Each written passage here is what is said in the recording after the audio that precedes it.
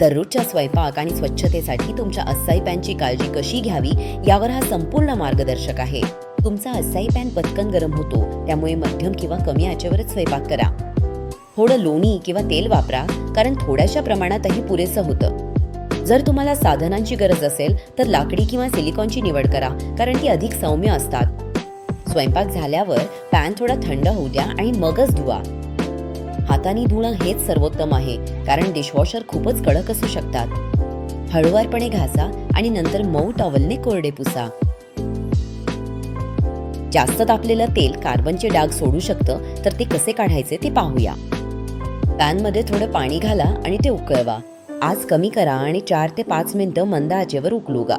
मऊ स्पंज वापरा आणि पृष्ठभाग स्वच्छ होईपर्यंत पुसा. मऊ डिटर्जंटने अजून एकदा धुवा, नीट स्वच्छ करा आणि कोरडे करा. तुमच्या असाई पॅनला सीझनिंग करण्यासाठी सुरुवातीला मऊ सिलिकॉन ब्रशने तेलाचा पातळ थर लावा. संपूर्ण पृष्ठभागावर तेलाचा थर लागला आहे याची खात्री करा. मग उरलेलं अतिरिक्त तेल स्वच्छ मायक्रोफायबर टॉवेल किंवा टिश्यूने पुसून टाका.